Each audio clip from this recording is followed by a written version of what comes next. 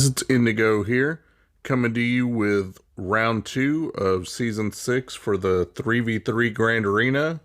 Want to show you how my round went. My opponent forgot to set a defensive squad in the back, so he started off with 82 points less than me. First up, we'll get into his FO squad. I like to use JTR against her. She does really well controlling Crew's turn meter and keeping that taunt off of him. I went ahead and put her with BB-8 and Chopper. I like Chopper here so I can use R2 elsewhere in another team. And then he's got the taunt.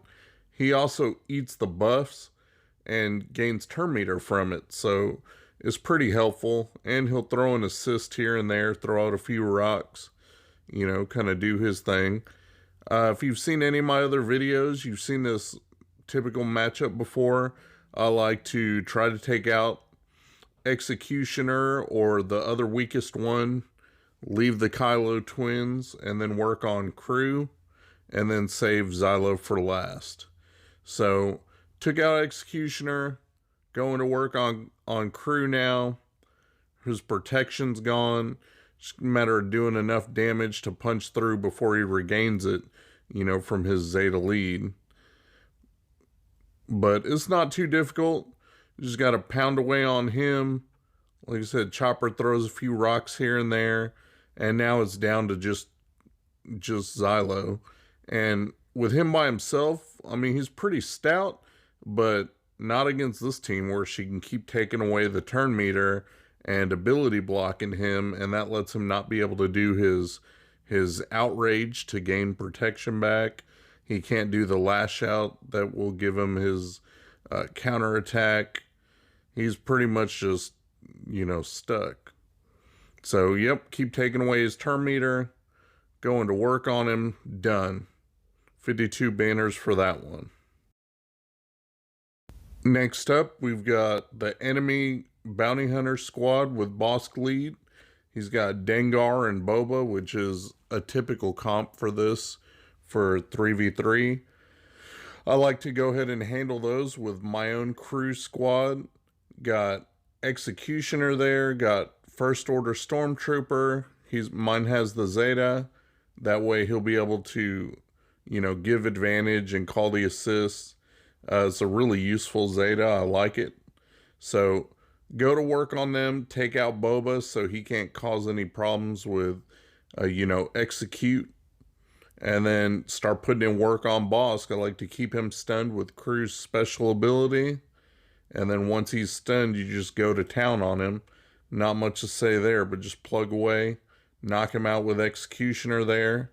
And then, Dengar. Now it doesn't matter if he stealths or not. So just keep going to work on him, stunning him, doing damage, what have you. And that's all she wrote for that one. 53 banners. Which, by the way, you might see some 33 banners or whatever. I tried out a couple teams since I had the banner advantage from the start. And I didn't show the ones where I tried out some weird comps to see what they would do. So here he put out a Tarkin team with shore and range.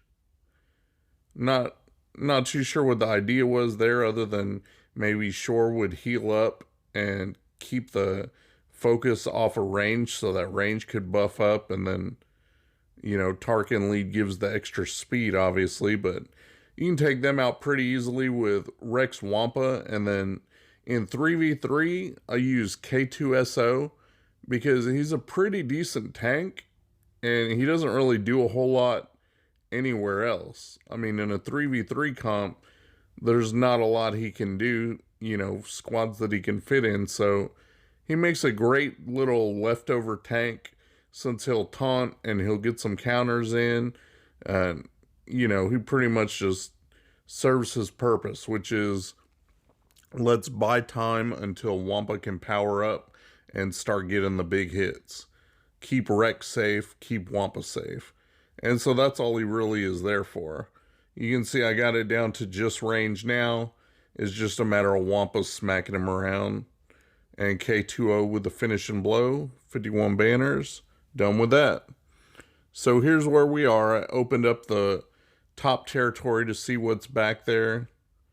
Nothing too bad. So going down south, he's got GK, Xeris 5s. This is a pretty easy team to take out.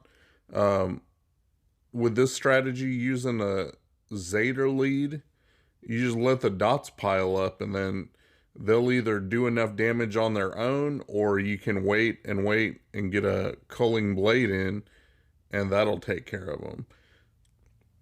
So I went ahead and used him, and then used Shore with Darkside Bastilla.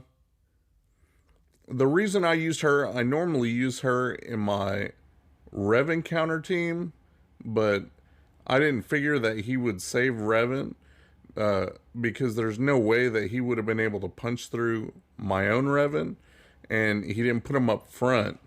There's no way he would have hit him in the back. You know what I mean? So I went ahead and used her and figured if I had to, I'd work something out if he was able to hide him in back somewhere. But I didn't think that was a possibility. So here we are. You can see they already got one, got two, and here goes the third one right there. Shore healing up just to get the extra banners. 33 banners for that one. That's where I tried something that I wanted to test around and then retreated out of it. So next up, we've got, I'm going to show you this one. Okay, I've used this comp before against this team. This was a little stronger than the last one I went against, but it's Krennic lead with Tarkin and then Stormtrooper. This team can work. It's a Zal team with Savage and Dooku, and this team can work against them, but here I do fail.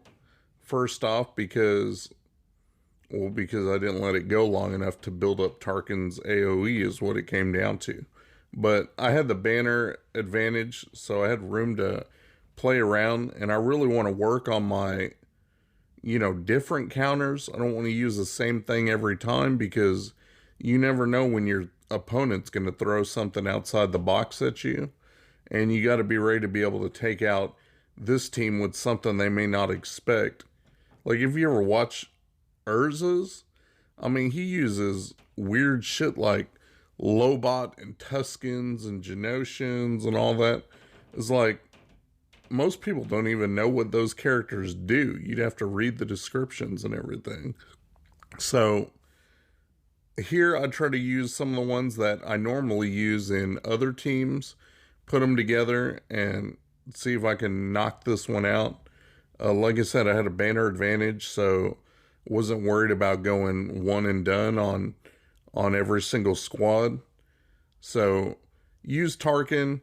The goal here to beat Savage is you got to get him down to where it's just health and where his health is a little bit low, and then that's when you use Tarkin's AoE, because if you do enough damage with his basic, every time it just builds up for his AoE damage. So you need to do enough basics and make sure that he's debuffed with slightly reduced health, and then hit the AoE, and then that'll be the end of it for Savage. But like I said, that's not what I do here. I messed up, and you can see that Krennic and Storm are about to die. There goes Storm because of Savage's special ability. And I blew it. I went too early on the AoE, left it with just Tarkin. So 1v1, doesn't work out too well for poor Tarkin there.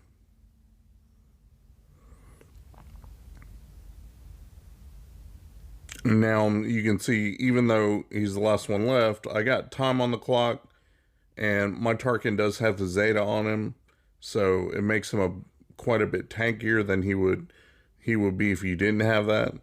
Tried to use the AoE there, but it just, wasn't enough to get the job done. You got to use a good amount of basics to get that AoE damage built up. Tried again, no luck. And right there, my Tarkin's already in the yellow, so it's just a matter of him using his special, and he can, there it is, take me out. But no worries there. Like I said, easy cleanup going into the next round. So for cleanup, I just went Sidious lead, brought in my Gear 8 Royal Guard, and then IPD. Really just need IPD to get the job done, but I didn't want to take a chance with, something happening. So got that done. Didn't even have to end up blowing up my droid. On to the next battle. Here he's got Kira with Nest and Vandor. And so I went ahead and used EP lead with Nihilus and Scion. Figured I hate Nest. Nest has such a odd mechanic about being able to just tank out the hits that it's really annoying. You got to make sure that she just doesn't do that, and then you're sitting there pounding away for 4 or 5 minutes and she doesn't die. I really hate that. So the way to ensure that doesn't happen is with Darth Nihilus and with Annihilate. So bring him in for insurance. You can see EP's pretty weak, so he's red barred already. The other two went down fairly quickly. Now it's just a matter of killing Nest with 4 minutes on the clock. I got Scion though, had a red barred, Annihilates up, done with that team. Didn't have to worry. So that clears out my south, and now I've got the back uncovered. I've got Nightsisters and secondary FO up top. And then in the bottom, he's got a Jin Chase team and a Bastilla lead team, but with Jolie and Juhani. So I haven't gone against Juhani yet. I'm still farming my own, so haven't really looked into that kit to see what all that entails. I know Jolie can be a pain, especially under Bastilla making everybody extra tanky. So went ahead and just threw in my CLS team. I got CLS, Chewie Han. They're like one of the skeleton key teams where they can beat pretty much anything else on the board. So use them as a bit of an overpowered team, but I know for sure they're going to get the job done. It's just a matter of focusing on Jolie whenever Juhani wasn't taunting. Once Jolie's gone, then it's easy. Then you just knock them out bit by bit. So many assists, and in 3v3, it's a really stout team because both of the other teammates are guarded from Chewie. So they get that, extra advantage. So there they go. That Bastille team got made short work of. And we'll move on to another team. Going back to the other zone with his Nightsister team, I'll go ahead and throw my Imps at it because he had a little bit under geared. Like, I knew I would be able to get the quick kill. In 3v3, Imps are kind of hard to use because it's like they need 5 of them to have that extra punching power, and so they can all assist each other and get a kill to start the turn meter train going. Well, you don't want to use them unless you're sure that one character is weak enough that you can get the kill. So I was able to get the kill, and then once that starts, you can see how they all fall down. So Imps are good if they have weak Nightsisters. Done with that team. Next up is that secondary FO squad. It's got a Phasma lead, and then Executioner and First Order Officer. So I just went ahead and brought in my Traya lead. I've got Sith Assassin there, and I've got my Sith Marauder. If you guys don't have Sith Marauder already geared up in G12, you should work on that. He's a really good Sith character.